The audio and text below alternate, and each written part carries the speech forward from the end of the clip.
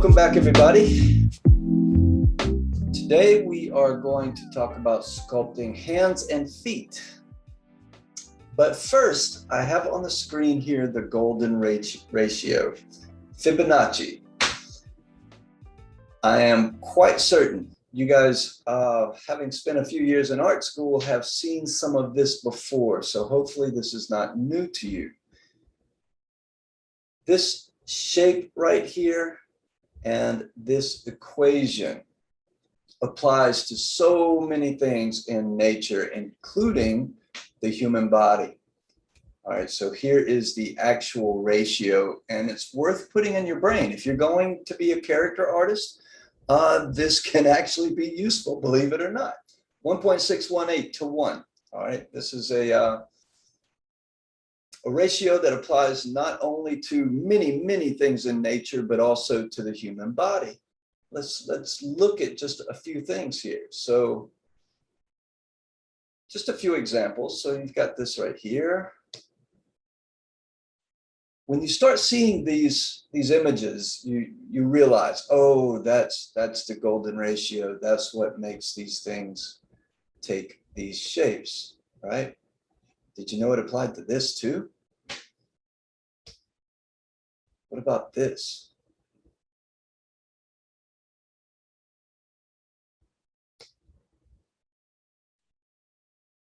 That's pretty obvious. And what about this?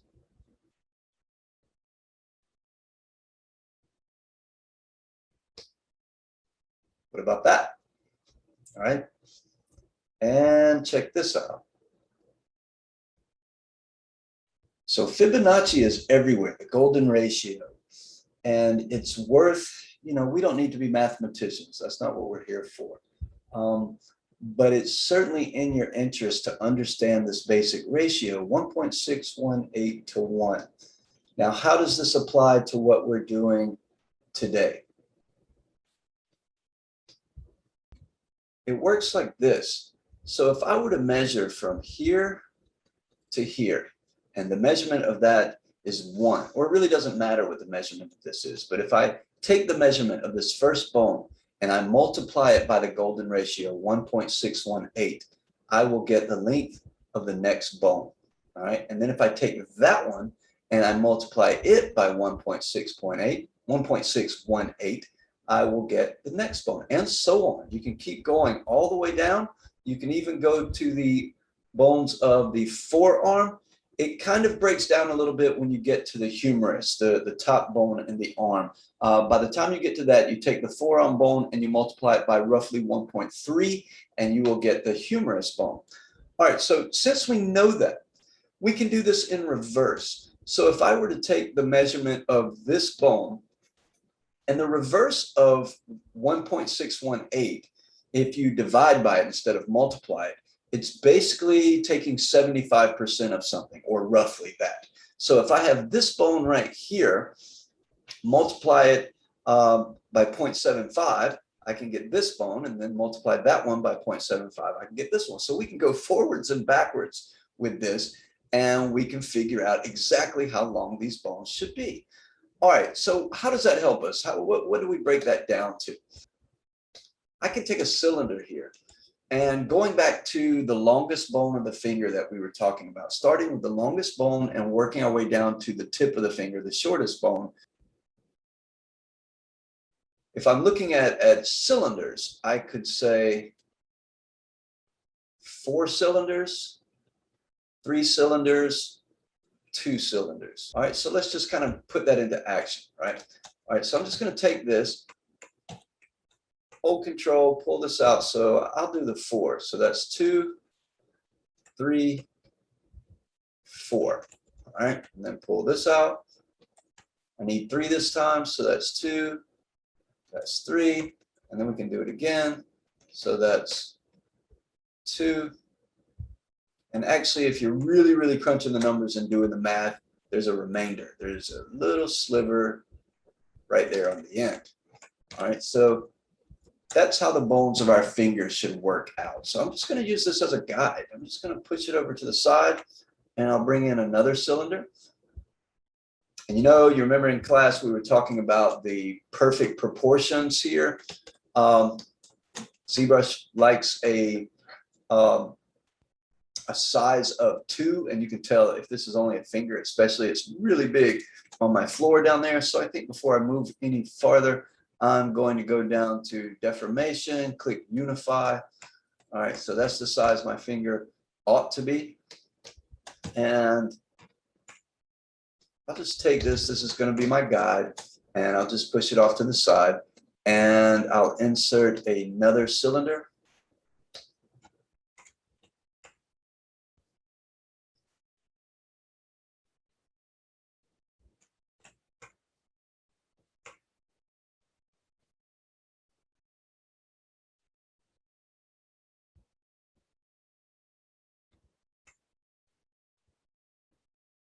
All right, so roughly that size, give or take, right?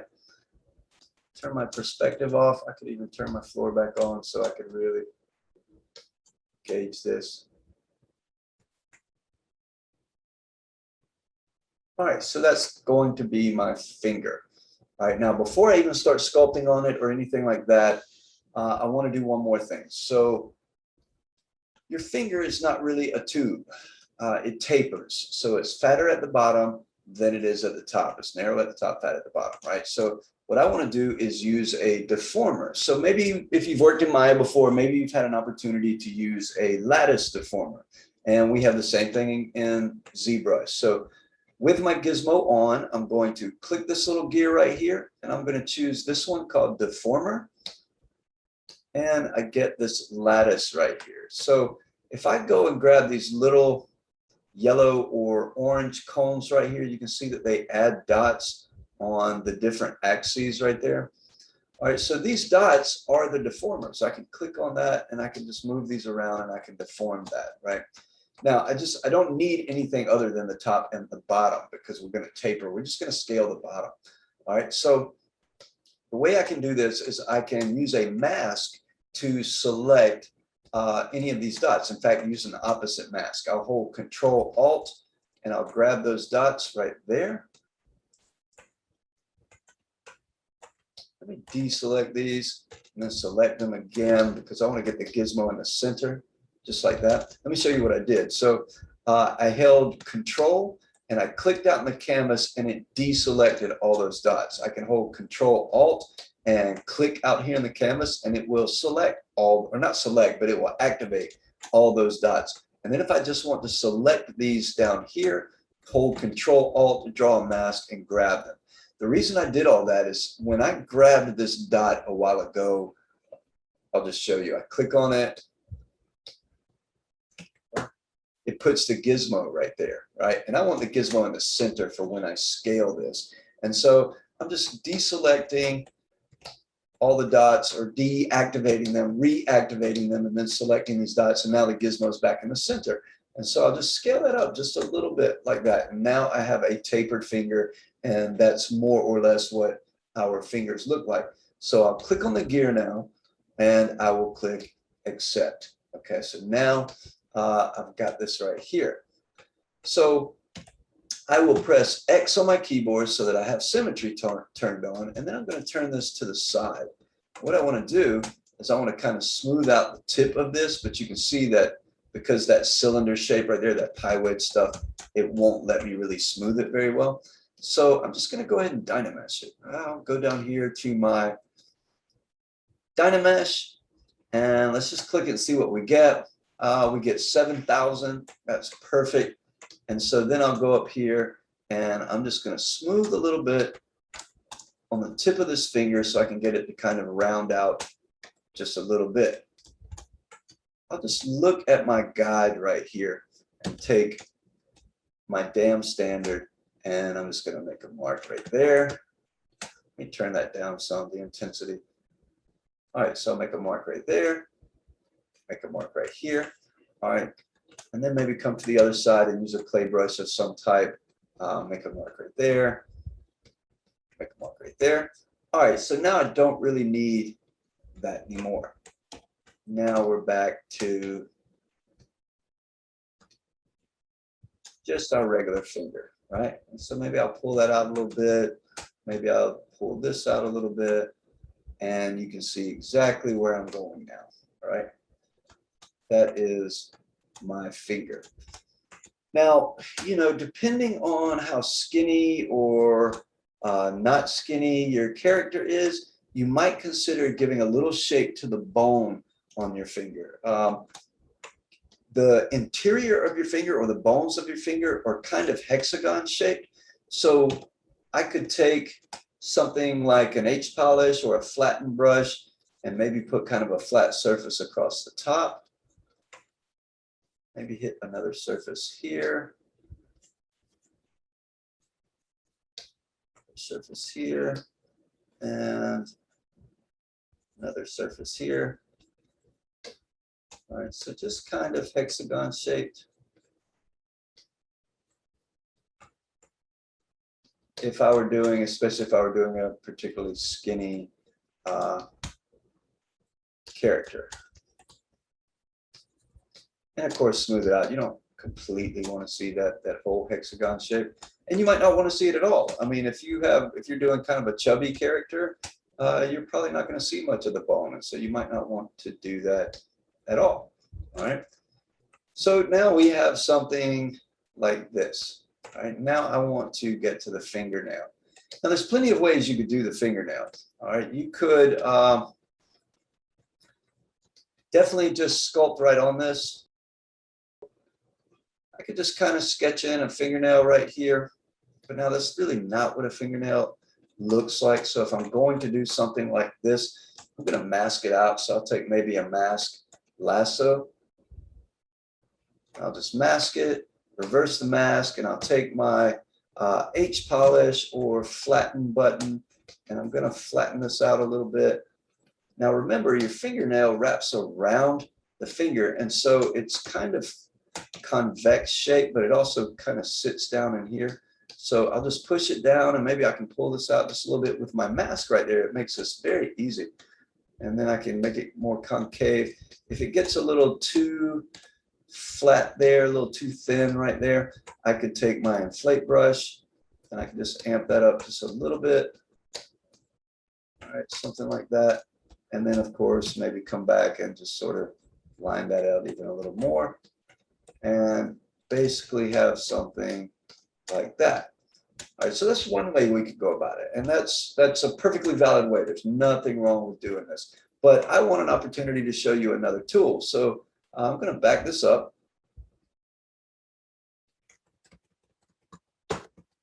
Show you another way to do it. I'm going to do the same thing I did the first time. I'm going to start with a mask lasso. So I'll just mask this like this. And by the way, so your fingernail goes half of that bone right there. So roughly half. I've got a mask here. And what I want to show you now is a tool called the extract tool. And with the extract tool, I can generate new geometry. So I'll go into my subtool menu. I'll go down here to the very bottom and you'll see extract right here. All right, so by default, you have double and T border turned on. I'm going to turn both of those off. So when we use extract, we will get a mesh with a certain thickness that we set right there with that slider, and it will show up where the mask is. If I have double turned on, we'll get geometry on not only the faces, but the back faces as well. So that's why I turned it off. T-corner and T-border triangulates corners and edges and stuff to maintain the shape of something. You may need it, you may not. I have found that most of the time I don't need it. And I'll just do a test real quick to see how thick the geometry is going to be. So I hit extract, and you see I get something like this. And it's just right now it's just a preview. So as soon as I bump it, it goes away. And notice, you know, it's kind of rough around the edges, right? Doesn't look so great. So right here we have a smooth slider. I'm going to crank that up, hit extract, and now I get something a lot cleaner, a lot smoother. Also on the smooth slider, I want you to notice this little circle right here. So if you go down to deformation, you'll see that there's a bunch of polish tools right here. Anywhere that you see polish or smooth tools in ZBrush, you'll get this little dot. If I click on it, you get an open circle. Click it again, you get a closed circle. So closed circle is less aggressive. It maintains the form a lot better. If I open this up, it's very aggressive and it will smooth it so much that it might lose the form. Let's see, get something like that. If I turn the dot back, if I close the dot, then I actually get the form. All right, so let's see, how thick was that? I think that's a perfectly legitimate thickness. So I'm just going to go with that. So if I'm happy with this, I'll go right here and I'll click accept. All right, now once you do this, the mask is still there. So I'll hold control, drag, and get rid of it. The mask is also still on the original finger right here. So I'll get rid of that mask. All right, so now I have this geometry, this fingernail. And let me show you a couple of things about this geometry, just so you can be aware. All right, so for starters, when you extract geometry, it inherits the exact wireframe that the mask was drawn on.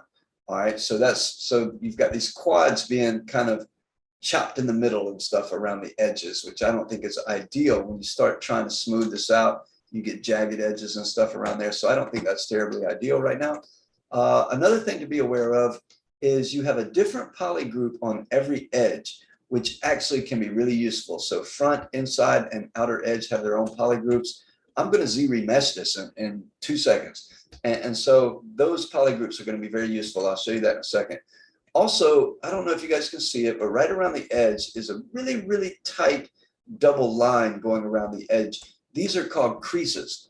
And basically, if you've ever done any box modeling in Maya, maybe if you've had to do something that you knew you were going to press the 3 preview to smooth something, you didn't want the edges of something to get round. You want them to stay nice and tight. And so you put what's called a control edge, which is a tight little edge loop really close to that edge, and that holds the form of it when you smooth it. That's exactly what crease does. So crease is there automatically. If for any reason you wanted to get rid of those creases, which we can take them or leave them, it doesn't matter. We could go into geometry, go up here to crease, and you have crease all, and right here is an uncrease all. So if I click that, and you can see them now. When they go away, you can see them. All right, so there was those double lines, uncrease all, that gets rid of them. All right, so very quickly, I'd actually like to Z-remesh this. So this gives me an opportunity to introduce something else in this Z-remesh. So I mentioned we have these poly groups. Man, this is great for hard surface, which is basically what a fingernail is hard surface. So I'm going to turn the target count to something extremely low because this is just a fingernail and it's really small. I'm going to turn adapt off, and I'm going to turn this adaptive slider all the way to 0, and I'm going to click this button, keep groups. So what this does is the poly groups themselves control where the wireframe goes. And so when I'm working on something that's hard surface and I want to get really consistent size squares and a really clean wireframe, I like to use poly groups to control it. And when I turn on keep groups, this smooth groups lights up. It's normally gray right there. So it lights up, but I don't want to smooth anything. I'm going to turn that all the way down. Now, I mentioned in class the other day this adapt and how adapt, when you have adapt turned on, the form of the mesh matters more to Zbrush than the poly count that you tell it. All right, so if it has to add extra edge loops to something to maintain the form, it will. So you kind of lose having a consistent square-shaped wireframe. Around the edges, you will get rectangles. All right, and I don't particularly want that right now, so I'm gonna turn that off. And then this adaptive size is kind of an extra little control on that adapt. And by default, it's set 50 out of 100, so it's kind of in the middle, but I'm going to turn it all the way off and see what I get. So target count 0.1, keep groups, no smooth groups, click Z-remesh. Let's see what we get. All right, there you go. That's a nice, perfect, low poly, I would even say hard surface, production ready wireframe right there. And so we use those groups to control it. Now, why would I do this? Kind of similar to the way that when I was working on the head, I kept the eyelids separate for a very long time until I was confident I was happy with whatever I wanted to do around the area of the eyes so I could sculpt on them without really messing up the eyelids. Same thing here. I could push this in a little bit, and this allows me to, if I needed to sculpt on the finger without really messing up the fingernail. So it really depends on your work style. You know, I don't think anything is necessarily right or wrong, just whatever works for you. But this does allow you the opportunity to sculpt on the finger right here without messing up the fingernail. And so maybe that could be useful to you. All right, so there we go. We've got a finger, we've got a fingernail, and we are ready to go. I'm going to just fatten that up just a little bit, play around with this shape just a little bit till I'm perfectly happy with it. Okay, so we have a finger now, right? And this is pretty well ready to go. So your pointer finger, your index finger, your middle finger, and your ring finger are all the same size. And actually your thumb is the same length as your ring finger, but obviously a little bit wider. Now your pinky is a little bit smaller than the rest of them. I just want to duplicate all of these, right? So what I'm going to do is this. We know that on this fingernail, we've got 3 poly groups on it. I want to merge it with my finger. And at some point down the road, I might want to separate it from the finger. And so what I like to do now is just hit Control W to make the fingernail 1 poly group. And then I'll go back to the finger, and just to make sure, I'll hit Control W. So now that I know it's 1 poly group. So with the fingernail 1 poly group and the finger another poly group, then down the road, if I want to use group split, then I know that they'll get split up, all the fingernails in 1 group and all the fingers in another. So I'll grab the finger right here. I'll go to merge down, click that. Okay, and now I've got these guys in the same group. And you know what? I don't really need this anymore. So I'm going to go ahead and get rid of it. All right, so now I have a finger and a fingernail. And when you merge these things, it takes away the subdivision levels, which sometimes is annoying, but for us, it actually works to our advantage, because without any subdivisions, I can use my gizmo to duplicate this. So I'm just going to hold Control, pull this out, pull this out,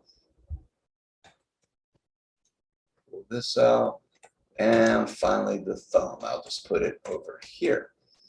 Now I mentioned that the index finger, the ring finger, and index finger, middle finger, and ring finger are all the same size. They just don't look like it because they sit on an arc on your hand. If you look at the back of your hand and you look at the knuckles, you'll see that they rest on kind of an arc. And so what I can do, if I want to get these things positioned correctly, I'll choose my mask rectangle, hold Control Alt, and I'll just grab one of these. And all you need to do is look at your own hand to see where these kind of line up next to each other. On my hand, the ring finger is a little bit longer than the index finger. On some people, that is the opposite. So just look at your own hand. All right, I'll take this pinky finger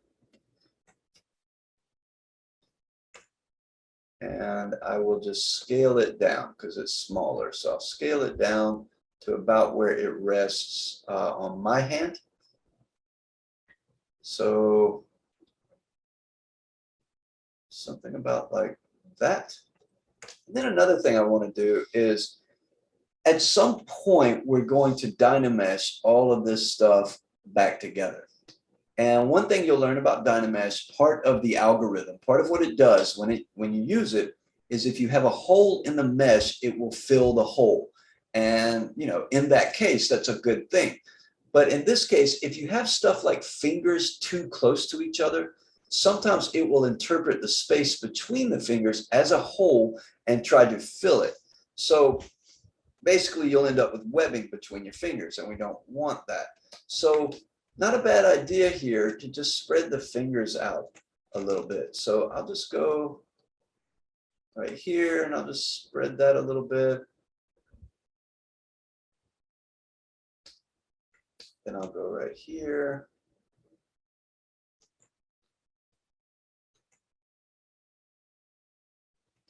Now, I don't usually touch the middle finger. I keep that pointing straight. But all the other fingers, I rotate them just a little bit. All right, so something like that. And now we can grab the thumb. And the thumb is roughly the same length as your middle finger, but it is wider. So what I want to do is I want to adjust the width and the thickness of it, but not necessarily the length. And so a way to do that is I can go to the length axis and hold Alt and pull that axis. So what it's doing when I'm holding Alt and I'm pulling this green axis, it's only scaling on the red and the blue axis. All right, so I get something like that. And we'll get that thumb in place when the time comes, okay? All right, so now we've got fingers done. And what I'd like to do next is get the palm, get the body of the hand. And so I'm just going to insert a cube. All right, I'll kind of, I'm gonna do it about this thick. What I'm thinking of, if you look at your hand from the side view, you'll see that it is thickest closest to the wrist. And so what I'm doing now is I'm going to adjust the thickness of this based on how thick I want it to be at the wrist. And then I'll use a deformer down here to get this narrow because it tapers on the way down, just like your fingers taper on the way down. All right, so we'll adjust that in just a minute. And another thing here, if you look at the hands here, you'll see that here's the knuckle. So this is the bottom of that whole finger that we've created, right? But look on the inside of the hand. So right here. So that's about right here on those fingers. All right, so roughly this much goes into that cube that we're working on right now. All right, so that's about 1/3 of this bone. All right, anywhere from 1/3 to half of that bone. All right, so basically we want to take our cube here and we want to overlap it. So I turn on this transparency, hopefully, there we go, you can see it a little bit. We want to see about 1/3 of the finger going into the palm of that hand right there. All right, and we have that, all right, give or take. Another thing we want, well, let's go ahead and deform it while we're thinking about it. So I'll go back up here to my gizmo.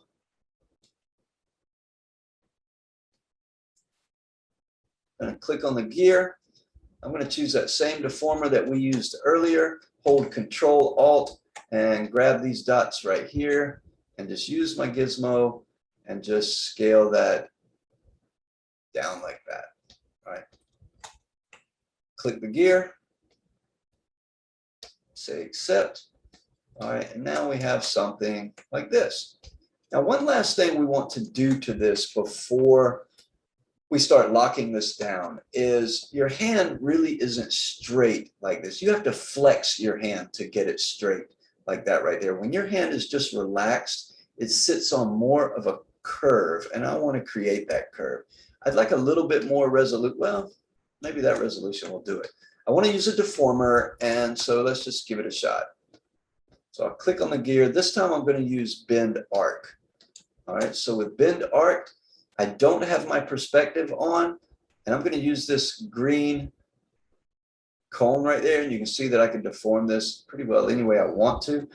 So I want to turn my perspective off, and I want to snap it to a perpendicular view so I don't bend this at an awkward angle. And then I'll grab this green, and I'm going to pull that just a little bit, not much, about like that. Click the gear and click accept. All right, so now we've got a good little curve to the hand. Now I just need to adjust my fingers again one more time. So I'll come in here, let's pull that down a little bit. Pull that down a little bit and pull that down. All right, so now we have our fingers on that arc. Now we've got our hand constructed, and we just need to get this thumb in place. So your thumb, depends on how you view this, but you've got this bone, this bone, this bone, and then there's one more bone in the hand right here. So in the thumb, you don't have that bone. All right, so it goes all the way down and connects to the wrist down here. Now,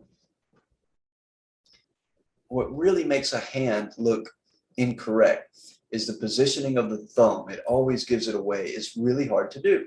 And so I've got a little formula for you that will kind of maybe make it easier if you can remember these numbers. So if you can remember 90, 45, and 45, you can get your thumb in the right place. And here's what I mean by this. I've got my thumb right here, and just looking at my own hand, I'm positioning the height about where I think it should go. But really, I'm thinking about it also as it's going to hit down here at the wrist. And so that's where I want to be. I could make this just a little bit bigger, or actually a little funny shape down here. I think I'll just make this a little bit longer. That looks a little more natural. All right, so 90, 45, 45. I'm going to rotate this. Well, let me put this in the center. I'm going to rotate this 90 degrees on that axis. Then I'm going to rotate it 45 degrees on this axis. And then I'm going to move around to here, and I'm going to rotate it 45 degrees on this axis. And that should get you pretty close to the right place.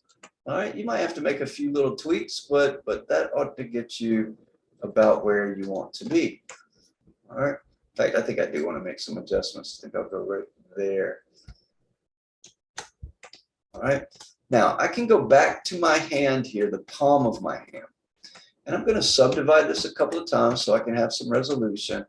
And I'm going to take a mask lasso.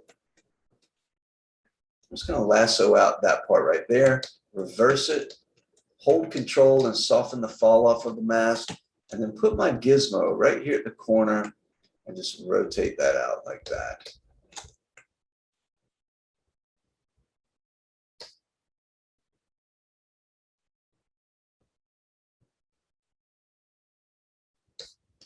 There you go. All right, so we've got that where we want it to be. Now I think I'll take my thumb. I think I'm going to pull it in just a little bit. All right, so let me go back to this so I don't have to rotate it out quite so far. All right. There. That'll work. Okay. So, okay, we're almost there. All right, we've got this thing kind of constructed. We've got our proportions accurate. We're in a pretty good place now. All right, so here's what we want to do.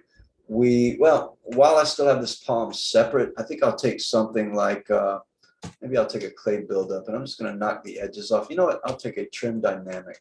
I'm just going to knock all these hard edges off around this thing. Get it looking more organic.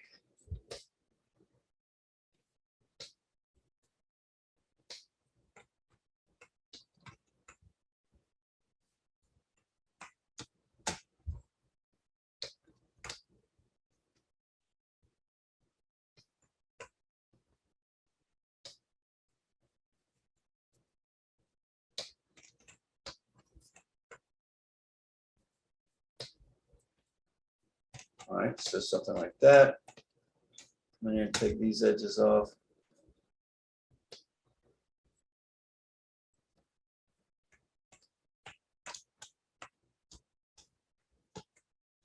All right, now I showed you the picture earlier of how on the inside, it goes much farther up on the finger than on the outside.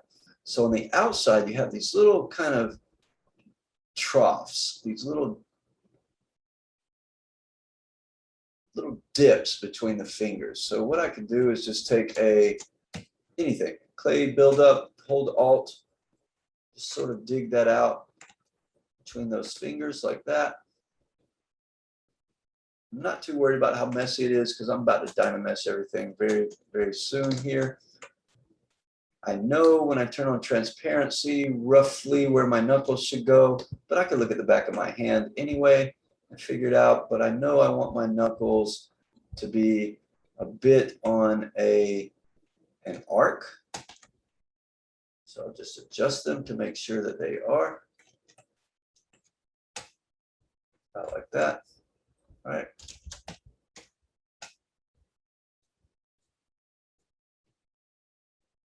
Let's make our hand look a little more natural. And by that, I mean, I want to bend the fingers just a little bit so I can get them or have them looking a little more natural. Now, you want to be careful with this because you don't want to make your rigger mad, but at the same time, I want to make my hand look pretty natural here. So I might sort of just rotate that just a little bit. Rotate that just a little bit. And then I'll come to this finger.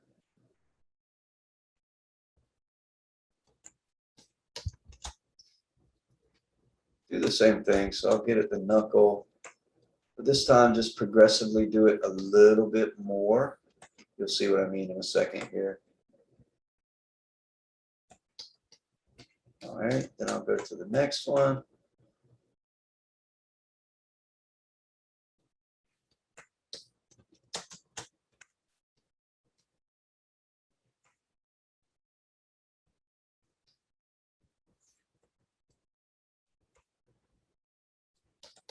And the last one.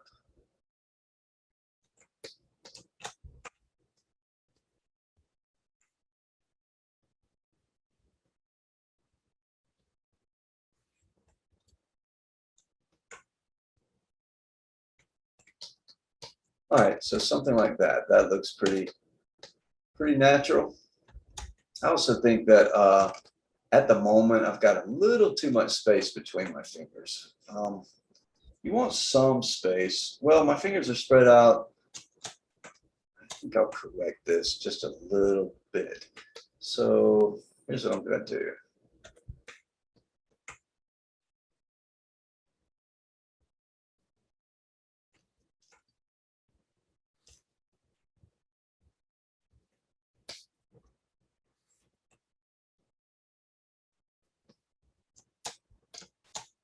Yeah, I think that spacing is a little bit better. All right, so let's go back here to the rest of our hands. I'm putting my gizmo right here for a reason, so the rest of it will scale towards my gizmo. And I'm just gonna do that. All right, so I think that works. All right, so again, back to what I was saying. Sorry, I got off track there. I know I'm gonna sculpt my fingers quite a bit here. And so I'd rather have the fingernails separate so I don't mess them up while I'm sculpting and then have to re-sculpt them. So that's the reason I gave my fingernails their own polygroup and the finger its polygroup. And I did it before I copied them so that all the fingernails are one color, all the fingers are another. So I can go down here to split, group split. And now my fingernails are in their own polygroup. Now I have my fingers in the palm of my hand. So I'm going to merge those down. All right, so now those guys are in the same subtool, and then I'm going to Dynamesh. And now this stuff is airtight and ready for me to start sculpting and cleaning this up. All right, so we've got a good little bit of sculpting to do here. So I'm using my clay buildup, and I'm holding Alt, and I'm kind of shaving this down a little bit so I can get a nice consistent ledge rolling right into my finger. What I don't want is this big kind of knobby drop off right there on my finger. It could work with some characters. I mean, if your character is 90 years old and you want them to look really, really old in the hands and the fingers, then that's how you want to do it. But if you're doing an average character that's I guess maybe young and healthy, then we want to get just a consistent plane running from the knuckle down into the finger. All right. Then we want to just go around here and of course trim off any of these little kind of ledges that are right there.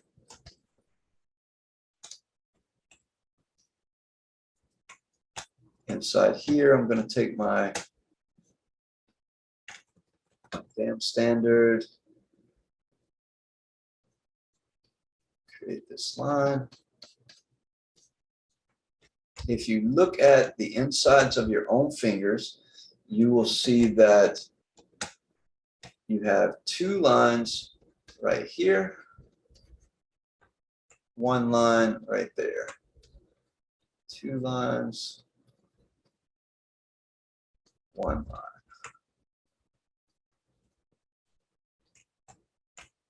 All right, and I want to come in here and add some clay in 3 places. So I want to add this right here. I want to add this right here and this right here. All right, so that's the basic shape of the inside of your hand, but we do need to do some sculpting here. We need to play around with the shape and get everything looking good. And we definitely need to do some work over here.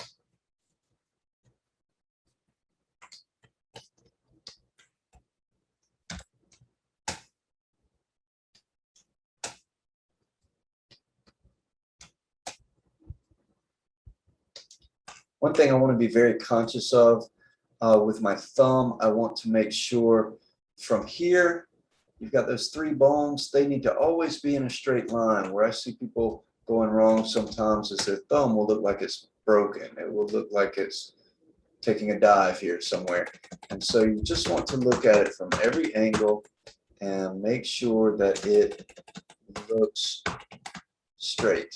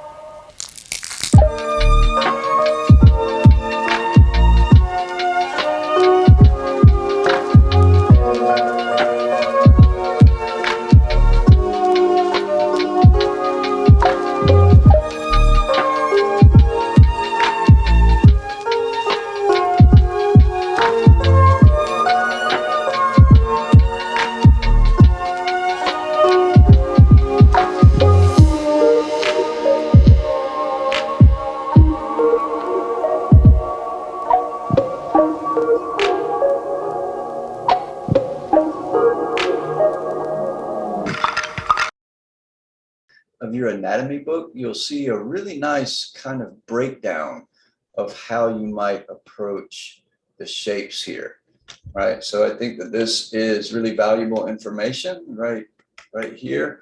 I think on the page before it, yeah, you've got a nice picture here that I also find really useful. So I tend to use this type of stuff as kind of a guide. And I know that you guys are starting with, or you have started probably using Z-spheres to create your basic shapes. I'm starting with a cylinder here, but it really makes no difference. When we did the Z-spheres, we didn't create any feet. And so I'm just going to approach it this way. I'm going to insert a cube. Has this kind of pie wedge on top. I'm really not a big fan of that. So what I'm going to do is go down here to the initialize menu, and I'm going to type in 111 and hit Q cube. So now I have a cube that only has verts only at the corners, and this makes it pretty easy for me to get my shape. So what I'm going to do is just kind of drag this right here, maybe scale that out just a little bit, and then hold Control Alt and unmask those verts right there in that corner. So basically just get a shape like this. You really don't need to overthink it too much. Just a really basic shape like that. All right, and I'm going to merge these two guys together and dynamesh them. So, and before I do that, you know what? I'm going to take this cylinder and subdivide it once or twice, just so it's smooth. Do something like this right here, and then go to my merge down, and then go to dynamesh. All right, so just dynamesh this, 300,000, that might be a little much. So I'm going to turn the resolution down just a little bit. That's about perfect, 50,000, I can roll with that. Okay, so I've got this basic shape. I think what I'll do first is I'm going to take my trim dynamic brush, and I'm just going to shave off these corners right here. Just go around the whole thing and get rid of all the sharp edges. All right, so I'm just doing this super fast. I'm really not putting any real effort into it. Just easier to sculpt on something that's kind of softer. All right, so I'm going to look at my foot from the underside here and get the basic shape. So everything that we've already been talking about in class still applies here. So if you guys remember, always been talking about this short round curve, long slow curve. And so it applies to the foot as well. So we've already got that shape right here. We just knocked that out really fast. I'll take a clay buildup brush and hold Alt and kind of dig out the arch of the foot right here. You've got this muscle that's going to come down from the side of the knee like this, and it just sort of crosses over and heads toward your big toe, more or less like this. All right, we want to get this overall shape. So your foot's not going to be a boat like that, right? It's going to be a little closer to this. All right, since I'm here, I'll just sort of give the idea of where the rest of this leg goes, but I'm not going to work my way all the way up because, you know, we're focusing on the foot here.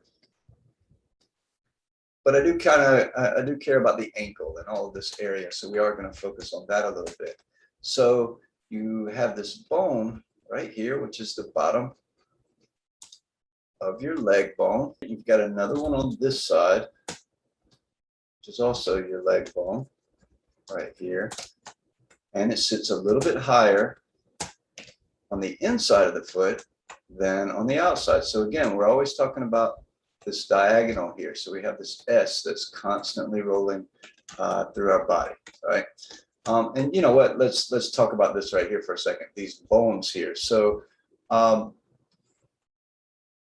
this would be a right foot that's facing us. So this is what the right foot or the right leg would look like.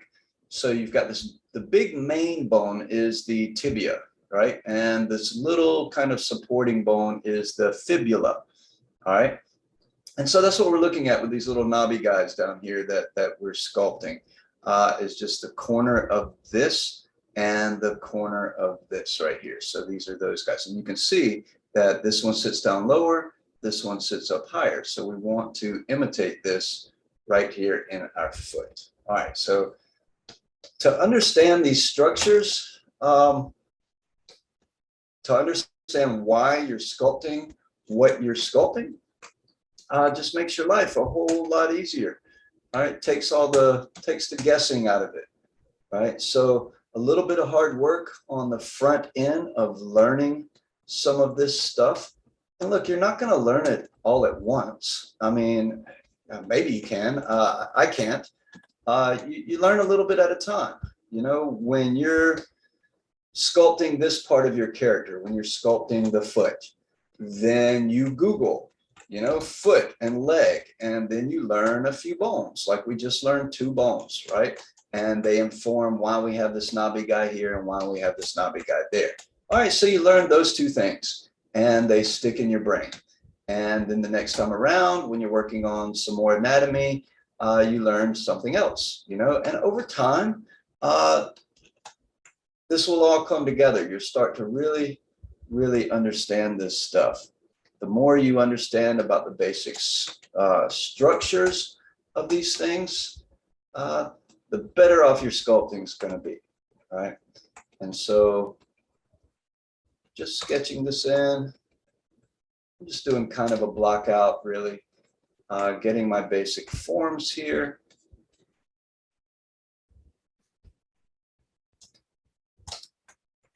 Now look, if my character is wearing shoes, boots, or whatever, I'm really not going to take it much beyond this. All right, this will be really about as far as I'll go, because there's no reason to take it any farther. There's no reason for me to do toes, is what I'm getting at here. And so I would pretty well stop here if I know that my character is wearing shoes. All right, so for all of you guys, for your anatomy assignment, same thing applies. You know, if your character is not going to be barefoot, I don't expect you to waste any time sculpting toes unless you just feel like you would learn from it, which you would. I mean, there's nothing wrong with that. And so you could definitely pursue that if you wanted to learn, but just don't feel like you need to do it for me or for the anatomy assignment, because I get it. No reason to do things that you don't need to do. All right, so there's basically what I would sculpt if my character, if I know that my character is wearing shoes. All right, so something more or less like that. Well, let me turn on perspective so we can see it properly here. All right, so something like that. But now let's continue. Let's just say that we're going to be doing a character who's barefooted, and let's explore the toes. All right, so all we really need to get into here, and let's just bring in a cylinder. Let's treat it just like we did a finger. So, right, so I'm treating this exactly the same way. I've got my symmetry turned on here, and I'm going to start with just the big toe. So we could approach this a number of different ways, but the thing to understand here is that the big toe has 2 bones, which makes it different than your other toes. So your other toes have 3 bones and your big toe has 2 bones. So we'll just start there. And actually there is something we could talk about concerning your 5th toe or your pinky toe. We'll talk about that when we get to it. But right now we're doing the big toe here. All right, and so going to play around with the shape of this a little bit, get it exactly the way that I want it. And you see what that cylinder is doing, that right there.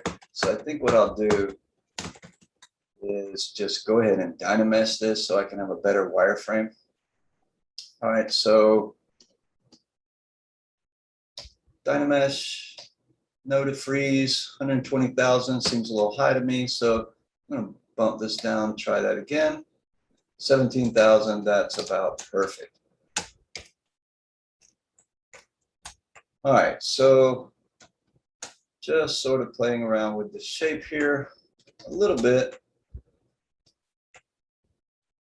Now, I showed you guys when we were doing fingers, I already explored the idea of using extract to create a toenail or a fingernail that is a separate subtool. So since I've already taught you that, I think in this case, I'm just going to sculpt this directly onto the toe.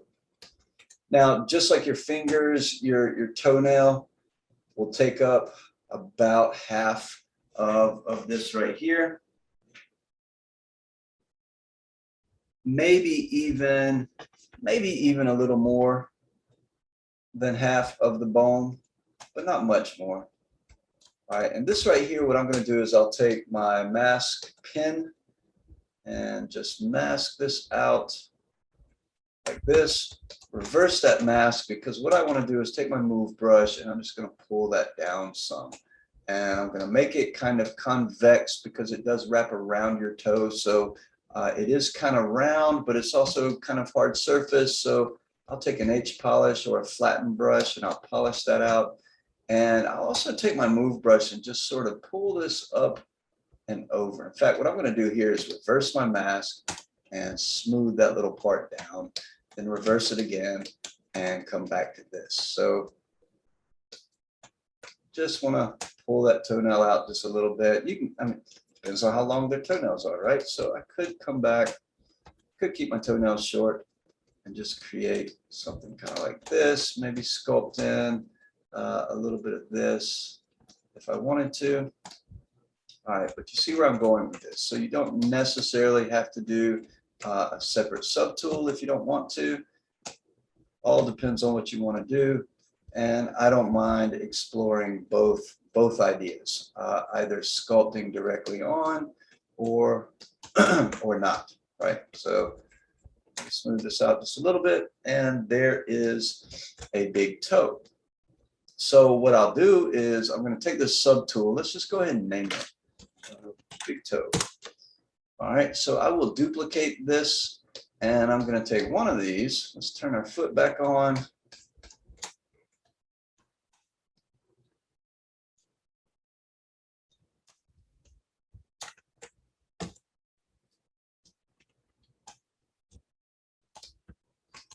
And let's put this guy in place. All right.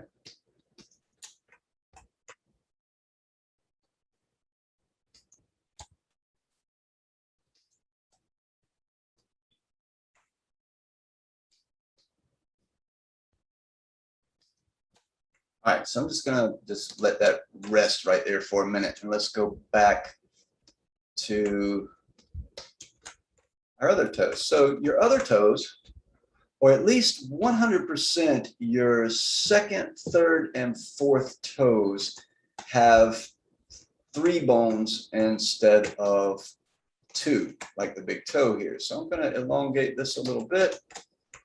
Let's see, do I still have Dynamesh on? Yep. So I'll hold Control and drag and reset my wireframe and just come in here and kind of mark off another bone right here. Let's make this a little bit longer.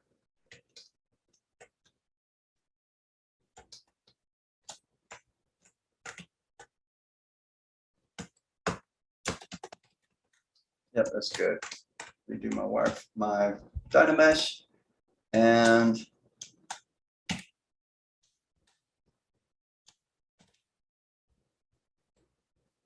just sort of block out the little wrinkles there. All right, so take something like this, and the thing is, your smaller toes kind of have a little bend in them. Your big toe is pretty straight, but your smaller toes are going to have a slight bend. So what I'm going to do is I'll take my mask lasso, mask that out, take my gizmo, and bend that just a little bit, then mask this out, and bend that just a little bit. So something sort of like this. All right, and we will call this, let's just call this second toe.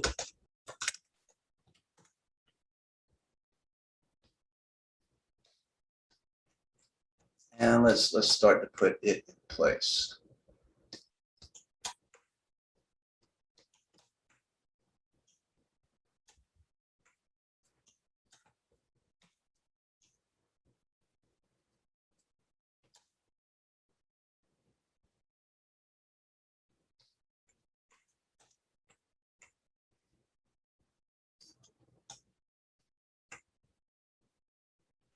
Now, since I'm beginning to place these in, I'm going to go to my foot over here and just go ahead and kind of chop off the parts I don't need here.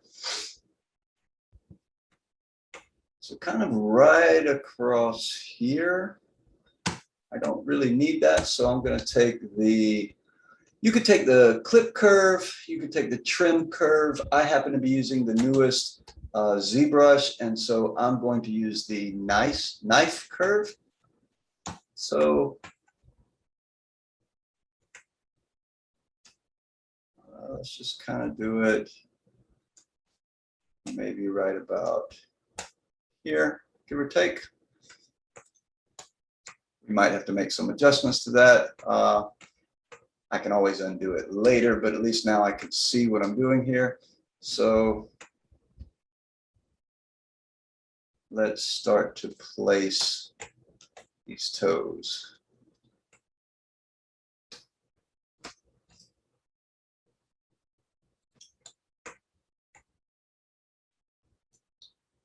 So the thing is, you're not really going to have a whole lot of space between the toes here. But there is a tiny little space sometimes between the first and second toe, and then the next ones don't really have any space, and then there might be a little bit of space with the pinky toe. I'm going to make sure I don't have any subdivisions here, so I can just duplicate these out. Just like the hands, these are all more or less the same size, but they sit on kind of an arc. Now here's the thing, you don't really want, you want these toes to touch. So, I mean, there's multiple ways you could achieve this. We don't really have to duplicate out these separate toes if we didn't want to. We could have just sculpted it right onto the foot because they're gonna touch. And if there's no real space in between them, then it's a lot easier when I'm doing a production ready model. If I had to topologize this, what I might actually do is have the big toe kind of by itself, and then the other toes all kind of touching each other. So if I were really sculpting this without doing it the way I'm doing it here, I could just sculpt all three of those from one piece. I don't have to do them as separate pieces here. But we are. So let me duplicate the pinky here. The pinky is kind of, sometimes it kind of curves back a little bit towards the other toe here. Sometimes it kind of just curves under, bends back under like this. Really depends. All right, so we have something like this now. All right, something I want to point out, because I actually did some research on this because I was looking at my own feet as reference, and I was struggling because I was trying to figure out where the bones are. Like my big toe clearly had 2 bones. All right, so I could see that, like one bone here, one bone there. Okay, and I looked at these other toes, and it was pretty obvious. I had 1, 2, 3, 1, 2, 3, 1, 2, 3. Then I got to my pinky toe, and I couldn't decide. It seemed to me, I was reading various websites that all said all of your other toes besides your big toe had 3 bones. But I was looking at my own toe, and it felt like my pinky toe had only 2 bones. And so I was thinking, well, maybe there's like a tiny bone just right here that I can't really see, and that I don't really see a clear joint happening. Maybe there's 2 bones but no real flexible joint there. So I'm thinking maybe there's two little bones, no joint, and then another one, but a very clear joint. I could not decide, and I wanted to get it accurate for you guys. And so I did some research, and here's what I discovered. Roughly 55% of people have 3 bones in their pinky toe, and roughly about 45% of people have only 2 bones in their pinky toe. And apparently I'm in that category.